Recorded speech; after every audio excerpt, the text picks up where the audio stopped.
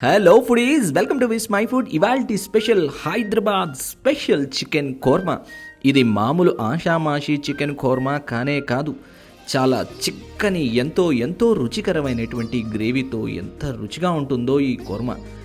ఎంతోమందికి ఫేవరెట్ ఈ స్పెషల్ కోర్మా. బగారా అన్నం, రోటీస్ చేసుకొని ఈ ఒక్క కూర చేసుకుంటే చాలు, పర్ఫెక్ట్ మీల్. ఇంకా వీకెండ్ స్పెషల్ తయారైపోతుంది. చేయడం కూడా చాలా సింపుల్. Let start. ముందుగా అరకిలో చికెన్లో సాల్ట్, పావు కప్పు మీగడ పెరుగు వేసి ముందు బాగా కలపండి. ఆ తర్వాత కొద్దిగా పుదీనా, కొద్దిగా కొత్తిమీర తరుగు వేసి మళ్ళీ బాగా పట్టించండి. ఆఖరిగా 1.5 టేబుల్ స్పూన్ల తాజా అల్లం వెల్లుల్లి పేస్ట్ వేసి మసాలాలు పట్టించి మూత పెట్టి కనీసం గంట సేపైనా నానాలి. అప్పుడే మీట్ సాఫ్ట్ అవుతుంది. ఇప్పుడు రిచ్ అండ్ క్రీమీ గ్రేవీ కోసం 3 టేబుల్ స్పూన్ల నూనె వేడి చేయండి. ఆ తర్వాత ఇందులో 2 ఇంచుల దాల్చిన చెక్క, 3 యాలకలు, 4 లవంగాలు, 1/2 టీ స్పూన్ మిరియాలు వేసి వేపండి. ఆ తర్వాత 2 మీడియం సైజు ఉల్లిపాయలు లేదా 1.5 పెద్ద ఉల్లిపాయ చీలికలు వేసి లైట్ గోల్డెన్ బ్రౌన్ కలర్ వచ్చేంత వరకు ఫ్రై చేసి తీరాలి. ఉల్లిపాయ రంగు మారడం మొదలవుతుంది 6-7 నిమిషాలకి.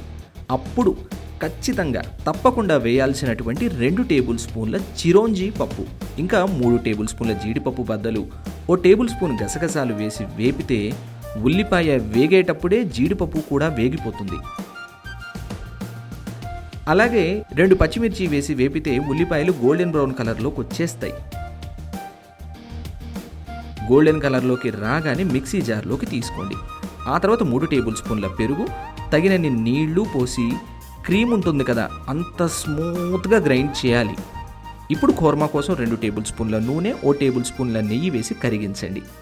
ఆ తర్వాత ఇందులో 1/2 టీ స్పూన్ అల్లం వెల్లుల్లి పేస్ట్ వేసి వేపండి. అల్లం వెల్లుల్లి పేస్ట్ వేగుతున్నప్పుడే 1/2 టీ స్పూన్ పసుపు, 1 టీ స్పూన్ వేపిన ధనియాల పొడి, 1 టేబుల్ స్పూన్ కారం, సాల్ట్, 1 టీ స్పూన్ వేపిన జీలకర్ర పొడి, 4 టేబుల్ స్పూన్ల నీళ్లు వేసి వేపండి. 2-3 నిమిషాలకి మసాలాలు వేగి ఆయిల్ పైకి తేలుతుంది. అప్పుడు ఇందులో కోర్మాకి మంచి కలర్ కోసం 1/2 teaspoon Kashmiri chilli powder వేసుకోండి. ఇది మంచి కలర్ ఇస్తుంది.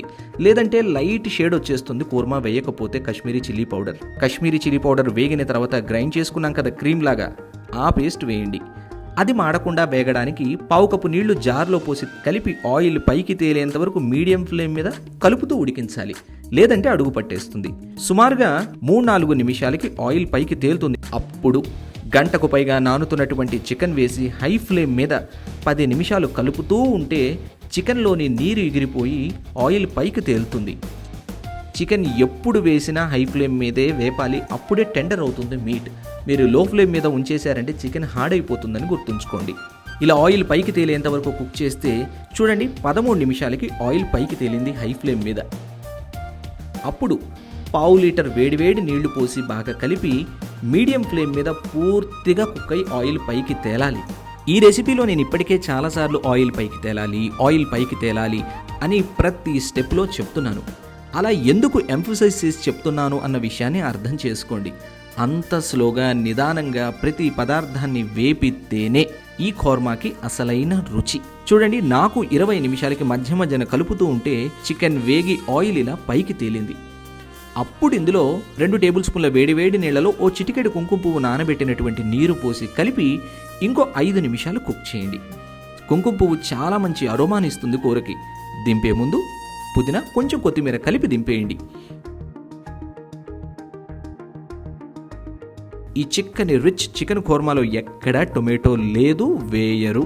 హైదరాబాద్ చికెన్ కోర్మా అంటే ఇంతే, ఇలాగే ఉంటుంది. చాలా రిచ్గా ఉంటుంది. క్రీమీ టెక్స్చర్తో ఎంతో ఎంతో బాగుంటుంది. బగారా రైసు, రోటీసు దేంతో అయినా సరే మీరు తప్పక ట్రై చేసి మీకు ఎలా కుదిరిందో ఖచ్చితంగా ఆ పిక్ని నాతో విస్మైఫుడ్ ఇన్స్టాగ్రామ్ని ఫాలో అవుతూ ట్యాగ్ చేయండి. అలాగే డీటెయిల్డ్గా రెసిపీని చదువుకుంటూ చేయడానికి vismyfood.com వెబ్సైట్ విజిట్ చేయండి.